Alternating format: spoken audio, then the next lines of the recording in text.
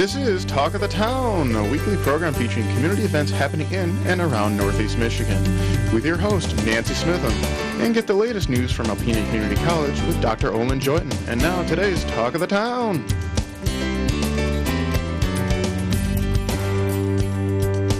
Good morning and welcome to Talk of the Town. I'm Nancy Smitham. My first guest today is just Justin Christensen Cooper. Correct. Got it right. Jeez, that was a mouthful for me. I apologize. No, that's right. And you are the director at Art in the Loft, one of the coolest places in Alpena. Well, we think so. I know.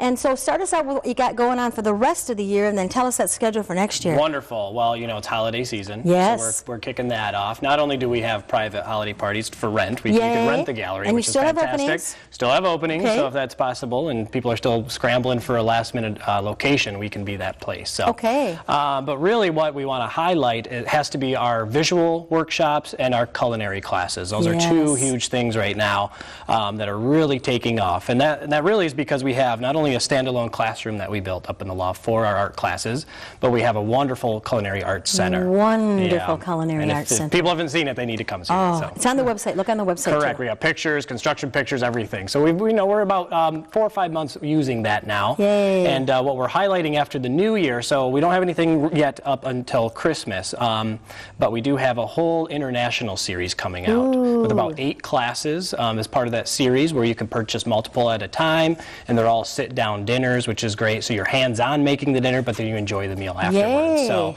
it's a great date night if someone's looking for that, or you just come out and learn some culinary skills with that series. So. And I'm sure those are going to fill up very, very quickly. Very quickly. So how do we Correct. sign up? All right, so go to our website, artintheloft.org, or email us at gallery109@artintheloft.org, or call us 356-4877. People can sign up and we'll get them right in. All price ranges too on those, from about $40 all the way up to a large experience, which might be around $75.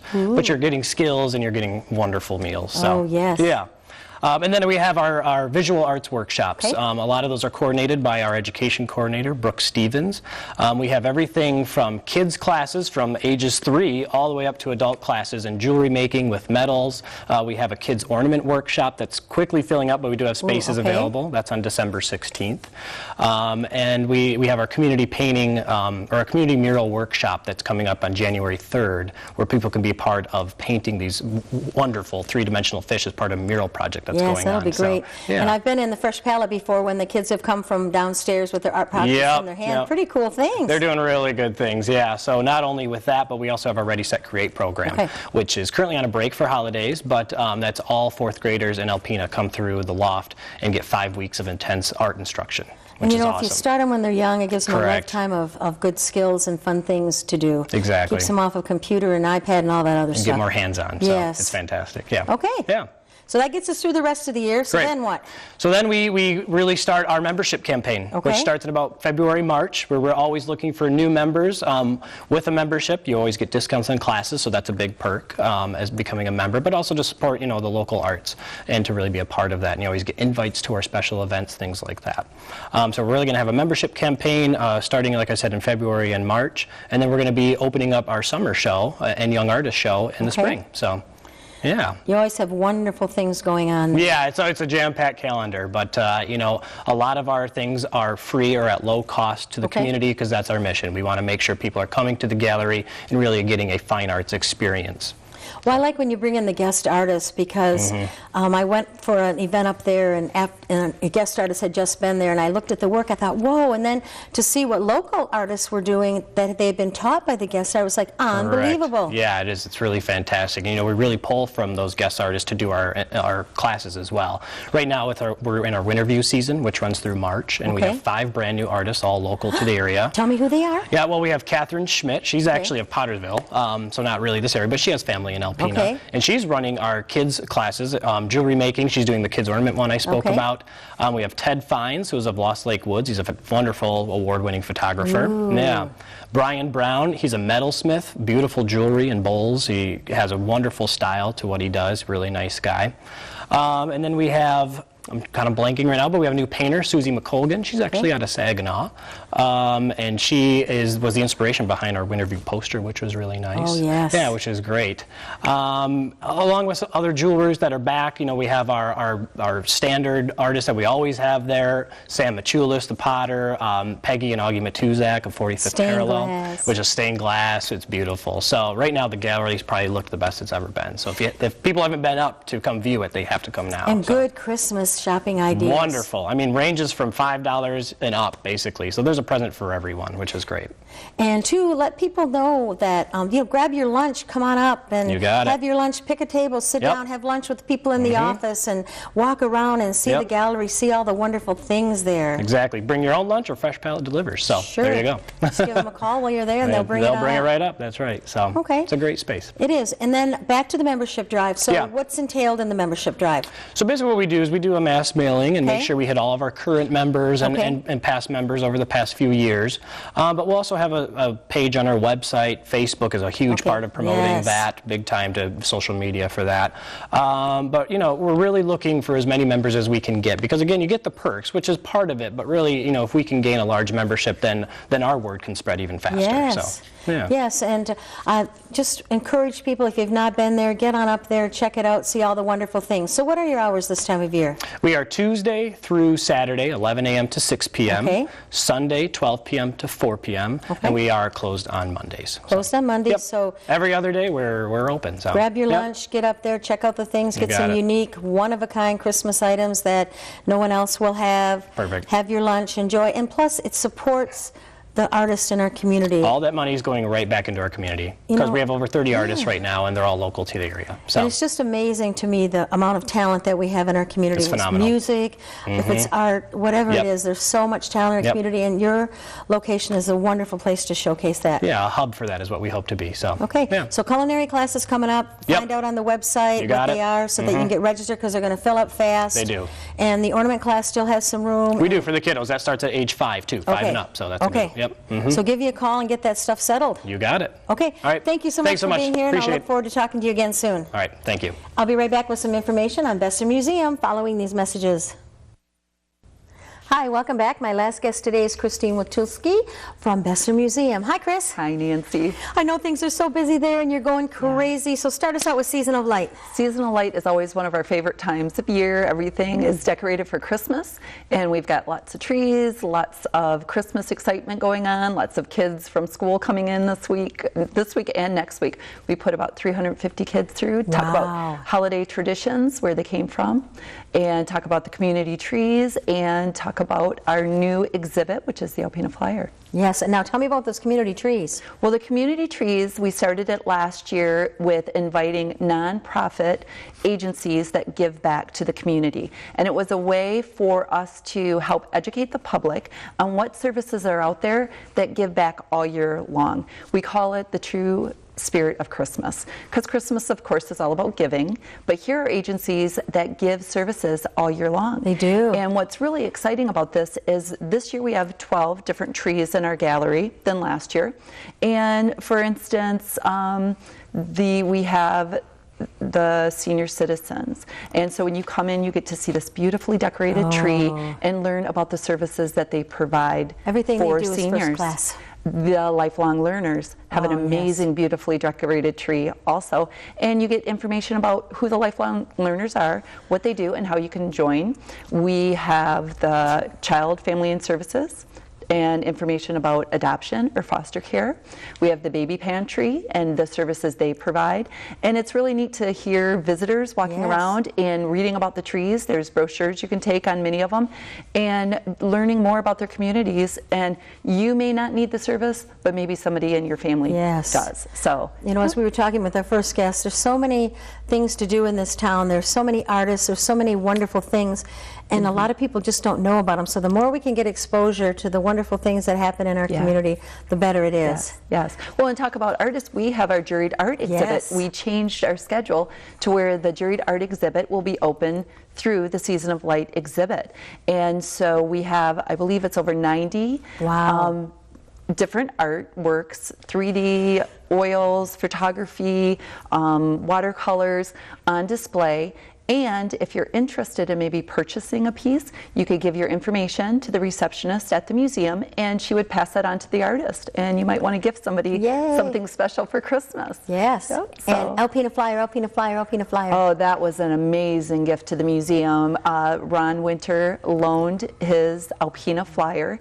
A lot of people did not know that Alpina had a car manufacturing place right Chris, here. Put it at that camera. Maybe we can get a picture of this one or this that one? Do that one. Here we go. And it's absolutely beautiful. It is the last remaining vehicle from the Alpina Motor Car Company, the 1911 Alpina Flyer. And it is on display at the Besser Museum. Ron Winter found this vehicle and took it down to Chicago, and for 7 years they have been restoring it to its original. And so a little bit of history about the Motor Car Company, the beautiful example of the car that was built here and on display at the Besser Museum. What a coup for you, great. It really is. And for the all of Alpina to learn that we actually had an industry here that made cars back in the 1900s. So you learn a little bit more about Alpina history. And so the other thing I'm excited about is we have a new fundraising opportunity. Oh, yay. And it's on our website, and it's Shop for Museums. So what a perfect time to learn about this, get it up on our website at Christmas time. Yes. It's online shopping, and you can go onto our website, www.bessermuseum.org, and click on where it says Shop for Museums and learn about how your online shopping, especially at Christmas time at over 1,000 brand name stores, can also help the Besser Museum, because a percentage of what you spend they will donate back to the museum. Does it cost you as a shopper any more to use the service? Absolutely not. And what was interesting about this is different stores offer you as the shopper discounts, percentages off. Some offer free shipping. And so you just have to make sure that when you go in, you follow the steps and you choose Besser Museum as the museum you want to support. And year-round we can do this. Year-round. So if you're an online shopper, you can just make another little punch of the button and really help your museum and your community. Which is just awesome. Yes, it is. Planetarium. Planetarium show is the Royal Star, which is only this time of year at Christmas. The regular general public showing is at Saturdays at 2, and it's $3 for adults and $2 for children and seniors. But if you can't make Saturday at 2 and you have a gathering of a few people that you'd like to have a special planetarium show, we could do that for you. So call, $50, can have a private planetarium show. It holds up to 50 people. Okay. And then you can also see all the Christmas decorations. So what a great way to have a little Christmas celebration, a private party in the planetarium. It's a great idea. Yep. They can call Besser Museum and get more information. Book of the party, 356-2202, and it's always on availability if there's nothing going on in the planetarium, and if our planetarium coordinator is available for the date you would like. So, yay! Yes. Okay, and as we're thinking of the year ending, good time to make a gift to the museum, or a time to be a member. Yes. Besser Museum, our memberships, you can go online and read more about it or call the museum. But gifting, a lot of people are surprised to learn that we are not funded through millages. We're not funded through the Michigan State tax roll. We are privately funded, and we have grants and endowments and memberships and the generosity of private donors and businesses. And so it's something that the museum always has to do, is ask for money. We are fiscally responsible. Yes. We have a large institution that we manage. So if you're wondering about how you can support the museum or where your dollars go when you do, come on in and we'll give you a tour and we'll show you all the wonderful things that Besser Museum does to preserve our local history and educate. So yeah, it's on the website. Find out more information, or like you said, call you and get a tour. Or if you're looking for something to do in the new year, a new volunteer experience, we always need docents. We need people in the gift shop, setting up displays, all kinds of things that volunteers could do, and you get to see everything before anyone else does. Yes. And I'm glad you mentioned the gift shop, because we do have a cute little gift shop. You do. And there's some unique things in there, so come on in and check out our gift store. Thank you very much for being here, and Happy New Year to you, and look forward to meeting with you again next year. Thanks, Nancy. Thank you. Please stay tuned for Dr. Olin Joyton following these messages.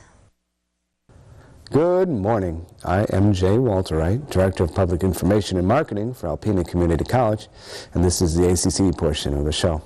With me today is ACC instructor Jim Burles. Jim, welcome. Thanks, Jay. Good to be here. It's nice to have you here. Now, we're going to talk about GIS today, right? Correct. All right. Well, why don't you start out by explaining to our viewers what GIS is? All right.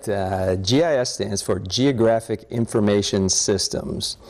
And everybody typically is familiar with GPS, which is Global Positioning Systems.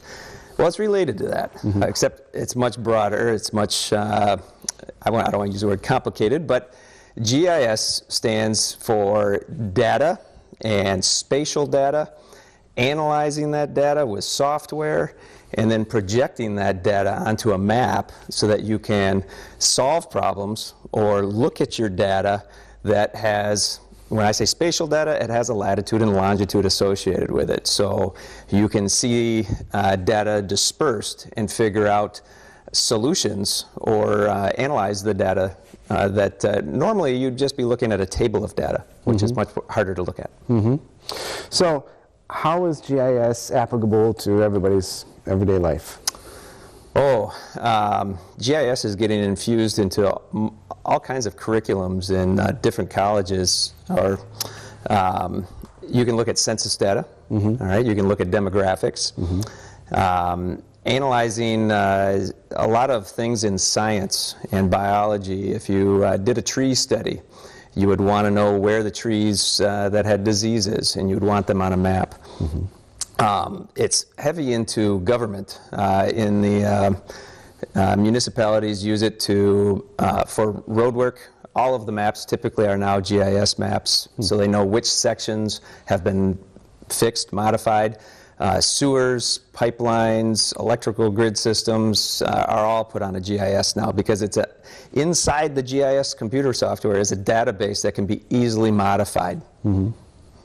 Well, that's very interesting. How did you get into GIS?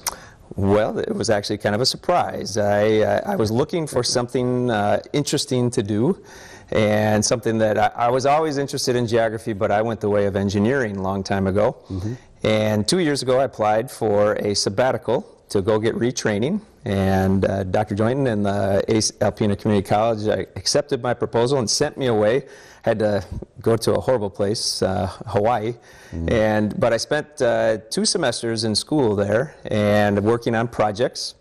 My projects were marine related. I had a project where I was studying currents in a ocean environment, and then also studying expansive growth of invasive species and mangroves actually in Hawaii. So I had a pretty large project, and it was really enjoyable. I was able to bring that stuff back to Alpena, and I now teach a couple classes on GIS, and I'm not the only instructor at ACC. Matt Dunkel also does GIS, but the 2 classes that I teach basically is an introduction to GIS, and students learn how to do mapping, computerized mapping, and then hopefully look at the spatial data and solve a problem. And so there's been projects at school ranging from our own drifter study on Thunder Bay River. Students have looked at soil acidity around campus. They've looked at lighting around campus. They've even tracked deer trails and plotted them on a map. So it's a wide array of projects that students have done. Now, we don't really have a major in GIS. What programs intersect with GIS? We don't have a major, and the likelihood of that, if anything, maybe someday we'd have a certificate program in it. But marine technology students have to take it. A lot of other programs, if you're going into forestry, biological field biology, if you're taking a lot of curriculum in geography or geography-related sciences, you definitely have to take a GIS class. As I said earlier, it's infused. If you look at 4-year degree programs, it's infused in a lot of the different programs.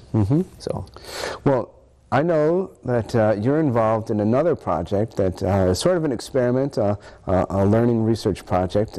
dealing with ACC enrollment. Why don't you talk a little bit about that?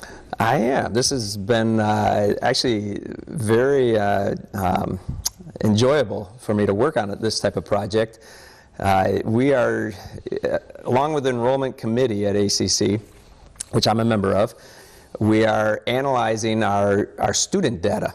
And for example, where are the applications of students coming from? All right? And how many of those applications actually enroll? Right? That is one interesting thing. And what programs of study are students are applying for? Which counties across the state are these applications coming from? Like, for example, are we getting a lot of utility tech students from the Thumb area of Michigan? Why is that? So we're looking at our student body and our applications and trying to figure out ways of managing enrollment. For one, how can we boost enrollment? And one of the things that I looked at recently and showed the committee was the population of the counties in the state of Michigan. We are surrounded, Alpena County is surrounded by 4 of the lowest population counties in the state, all right, which is a dilemma that ACC has to deal with to maintain a healthy student population. Yes. So what other things have you seen in this first round of reports that you've done? Let's see, some of the things that stick out. You know what, a few things. I didn't realize, I mentioned the Thumb area, utility tech students, I have found out that we have certain areas, lower state of Michigan, the bottom counties, we've had quite a few students from there. We've had some concrete tech students from the Detroit area. We've had utility tech students from the Thumb area.